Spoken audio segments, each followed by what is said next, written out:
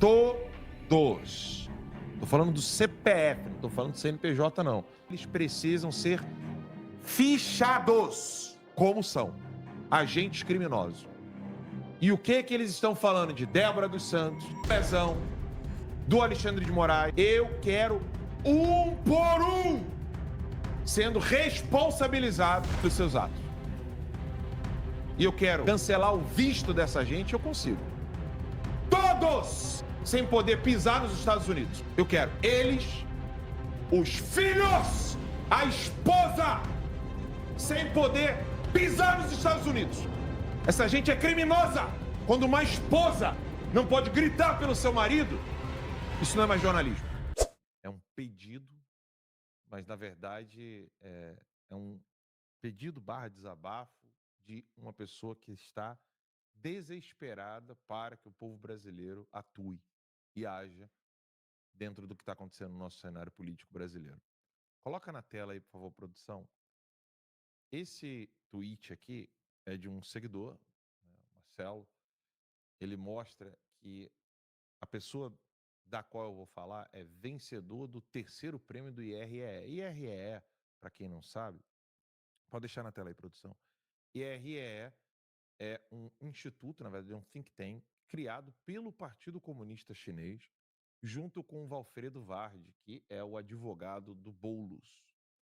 E tem lá a presença de Sérgio Moro, o pessoal, tem gente do Partido Novo lá envolvido, tem ex-ministro do Temer, general, que faz parte desse IREE.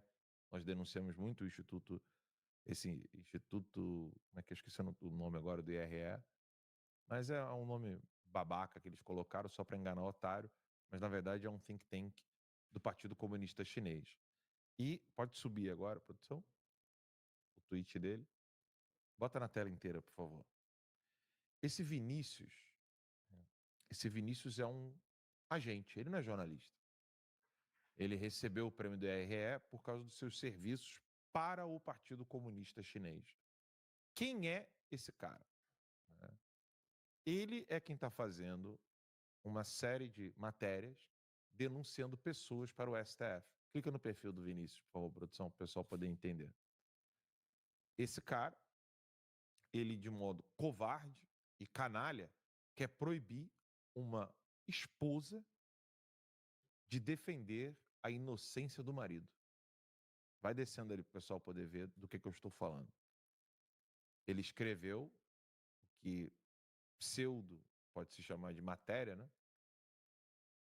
Uma matéria denunciando a esposa do Naime por ela ter dado entrevista para a Auriverde e para a Timeline. Vai descendo aí, produção, para o pessoal poder ver o que ele fez aí.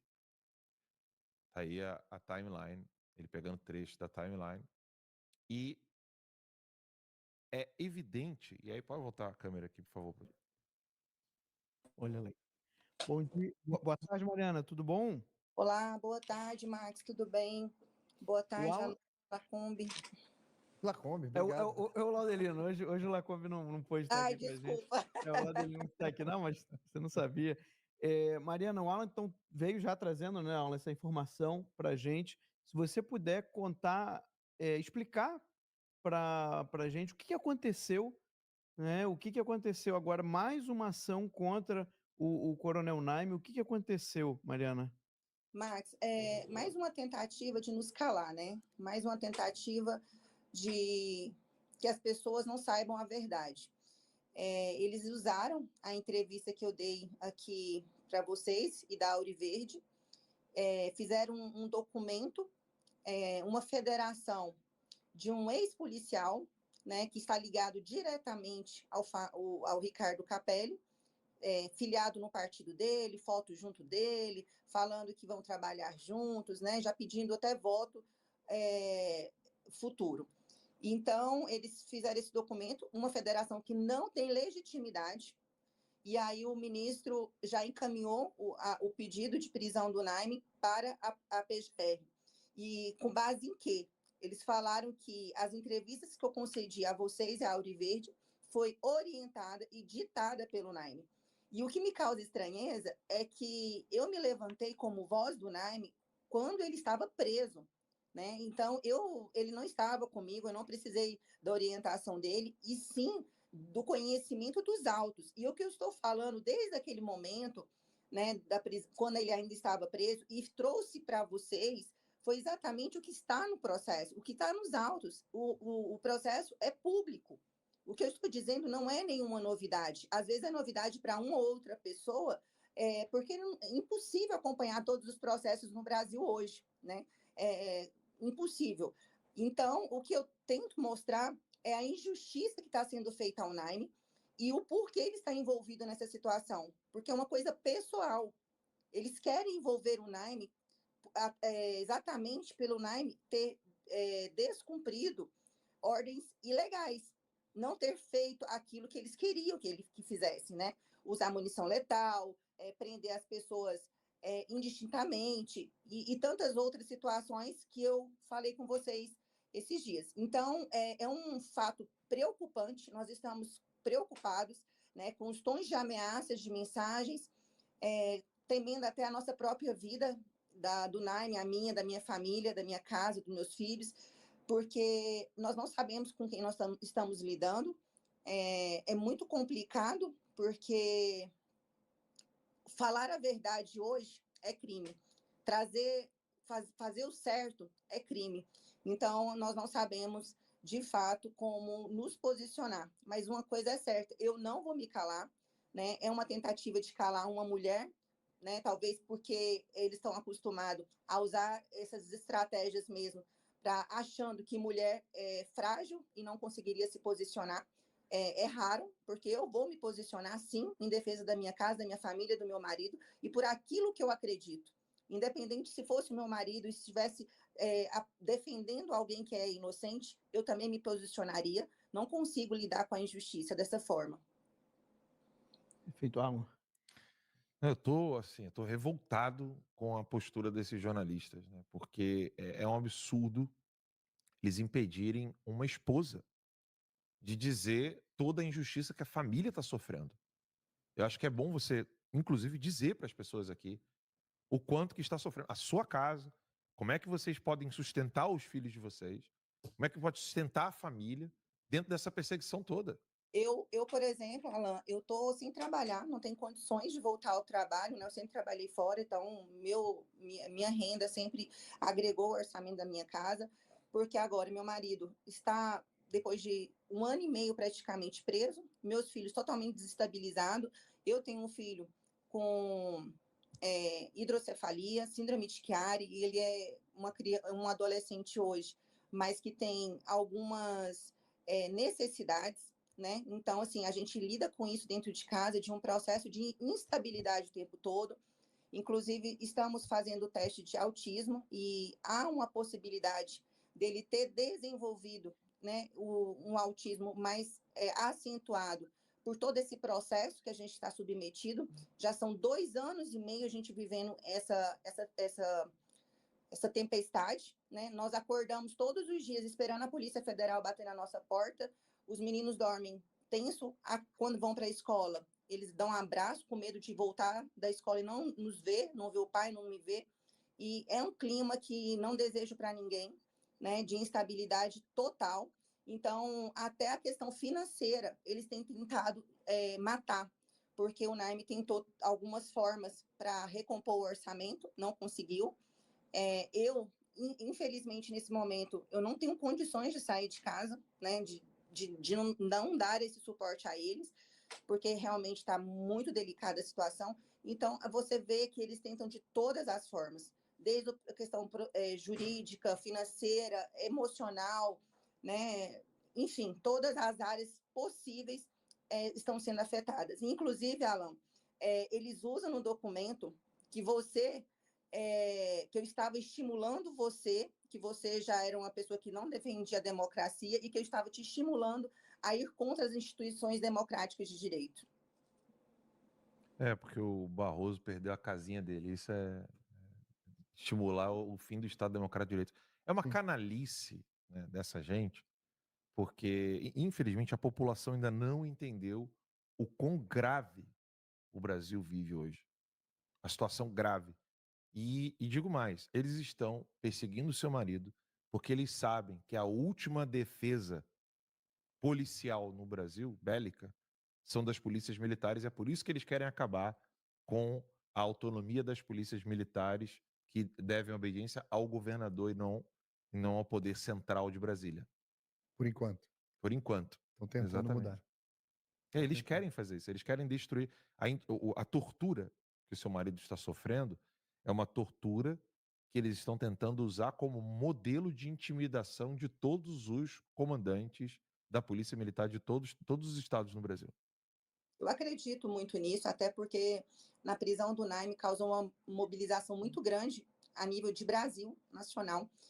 No período que ele estava preso, várias associações de oficiais mandaram carta, né, inconformadas com aquela situação, até porque não justificava, até hoje não tem justificativa para a prisão do Naime, que primeiro criaram a narrativa que o Naime ia fugir para um hotel de oficiais na Bahia, de uma viagem programada desde o mês anterior, de dezembro. Então, como ficou tão frágil essa situação, eles foram criando outras narrativas, mas nada se sustentava, até chegar para a gente de forma muito clara que ele só sairia se ele pedisse a reserva da Polícia Militar, né? Então, foi o que nós fizemos para que ele saísse daquela situação, já estava insustentável, 1 ano e meio praticamente, enquanto os outros comandantes que estavam à frente da operação não estavam de férias, né? Tinham poder de decisão, tinham poder de planejamento, de organização no dia 8, não fizeram, ficaram meses presos, né? Então, se você vê uma incompatibilidade de tratamento gigante, em momento nenhum eu estou aqui ou estou em qualquer lugar para dar entrevista, para falar sobre instituições, para que as pessoas não respeitem em momento nenhum. Eu estou falando aqui o que aconteceu, o que está nos autos.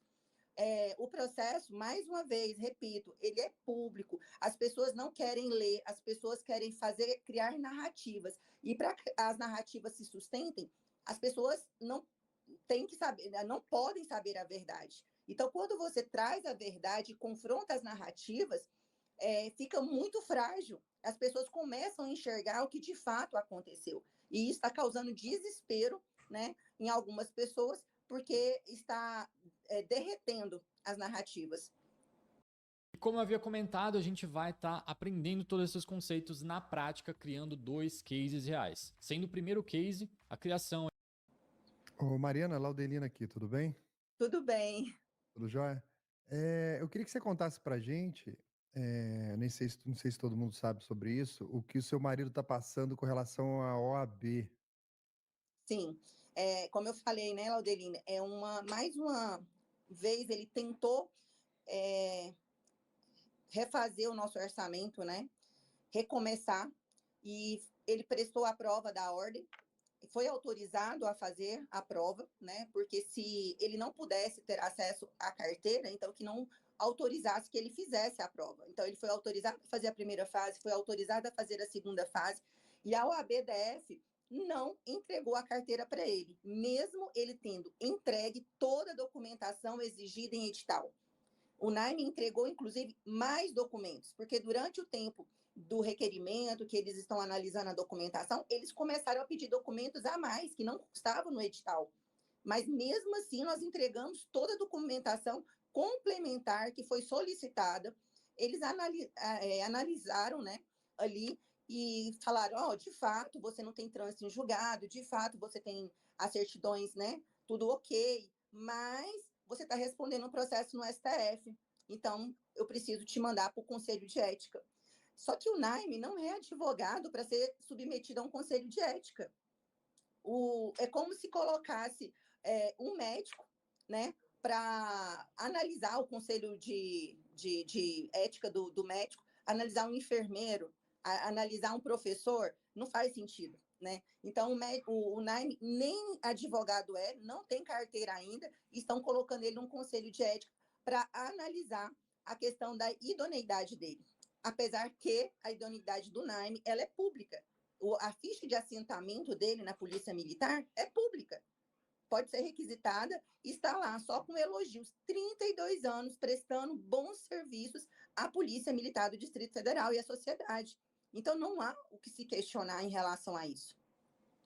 Esse caso do Naime, ele tem um ponto interessante que, quando você observa ele como um todo, você veja que nós temos os principais personagens do sistema que estão construindo isso que a gente está vivendo. Mas fica muito claro que, abaixo disso, você tem uma pletora de funcionário público. Você tem a sociedade, você tem entidades privadas, todo mundo fazendo o mesmo jogo.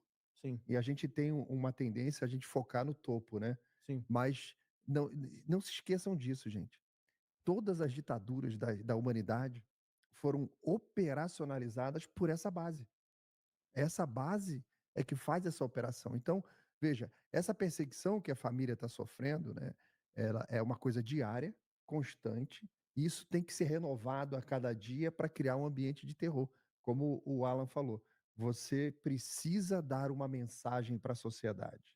Olha o que eu estou fazendo com um cara que, naquele dia do 8 de janeiro, anulou aquilo que estava acontecendo na Exato, praça, exato. coordenou e evitou que aquilo fosse maior.